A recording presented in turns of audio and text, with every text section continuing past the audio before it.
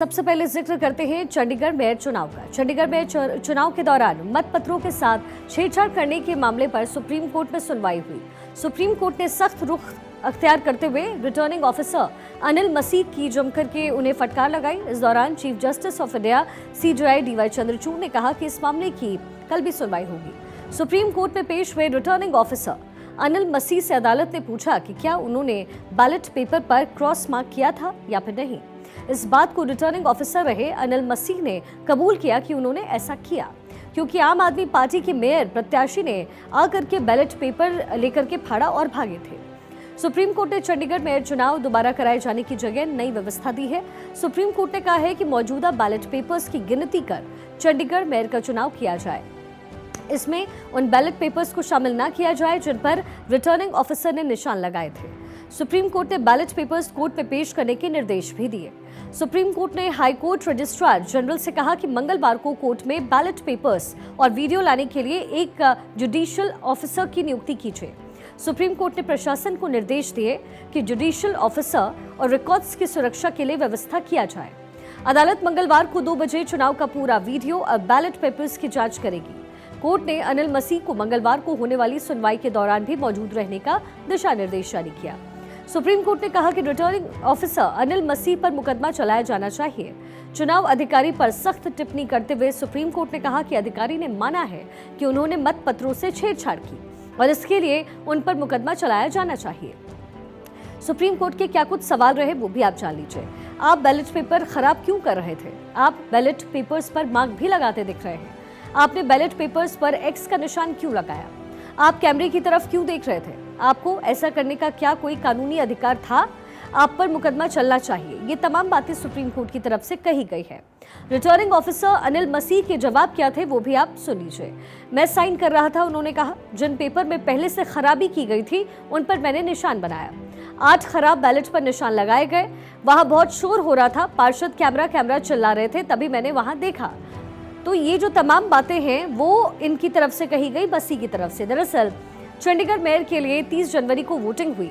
इंडी गठबंधन के तहत आम आदमी पार्टी और कांग्रेस मिलकर के चुनाव लड़ रहे थे, जिसमें 1 सांसद और 35 पार्षदों ने वोटिंग की। इसमें बीजेपी के कैंडिडेट मनोज सोनकर को 16 वोट मिले, जिनमें 14 पार्षद चंडीगढ़ से बीजेपी सांसद किरण खेर और अकाली दल के पार्षद के वोट शामिल थे, जबकि आप के 13 और कांग्रेस के 7 पार्षदों ने वोटिंग की।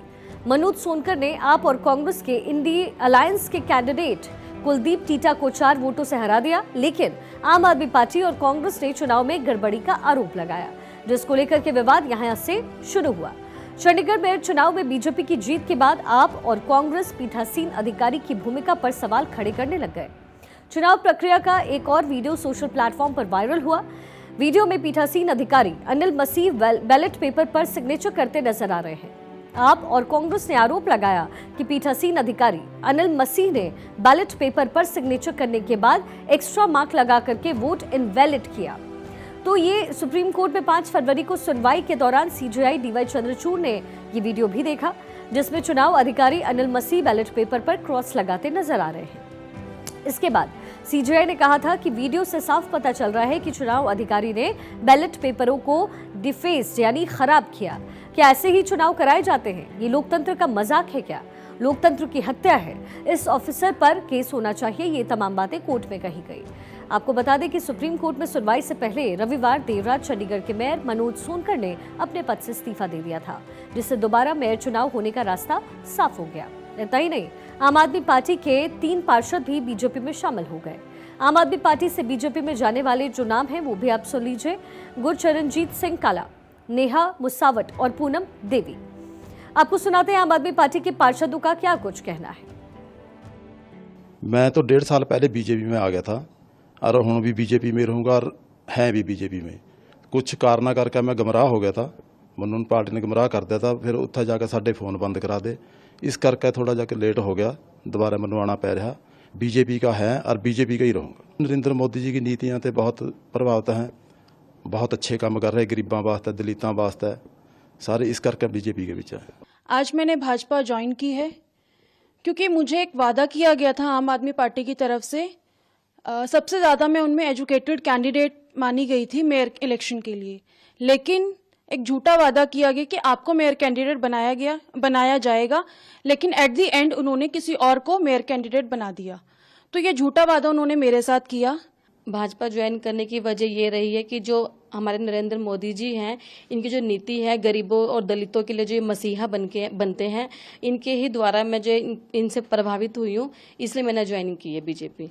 आम आदमी पार्टी छोड़ने की वजह ये रही है कि इन्होंने मुझे वादा किया था कि मैं मेयर कैंडिडेट बनूंगी, क्योंकि मेरे जो हस्बैंड हैं वो मतलब गरीबों मतलब जैसे वो समाज सेवक थे जैसे, तो वो काफ़ी लोगों के साथ मतलब बहुत अच्छे से मतलब व्यवहार था उनका। लेकिन उन्होंने ना जो हमारी आम आदमी पार्टी है, इन्होंने गलत उनको उसमें फंसाया गया। मेरे जो पति अब जेल में हैं, तो मैं ये सोचती हूँ कि वो एक झूठी पार्टी है, इसलिए मैं उस पार्टी को छोड़ना चाहती हूँ। तो आम आदमी के 3 पार्षदों के पाला बदलने से ये तय है कि जब भी महापौर के नए चुनाव होंगे तो पलड़ा बीजेपी के पक्ष में झुक जाएगा। आपके 3 पार्षदों के बीजेपी में जाने के बाद नगर निगम में पूरी तरह समीकरण बदल गए हैं। चंडीगढ़ से बीजेपी सांसद किरण खेर का 1 वोट मिलाकर के पहले से ही बीजेपी के पास 15 वोट्स हैं।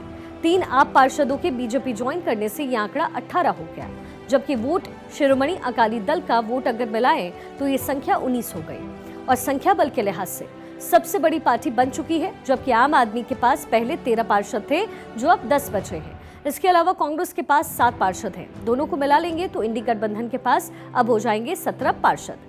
ऐसे में अगर सुप्रीम कोर्ट से मेयर चुनाव दोबारा करवाने को लेकर के फैसला आता है तो बीजेपी पूर्ण बहुमत के साथ अपना मेयर बना लेगी।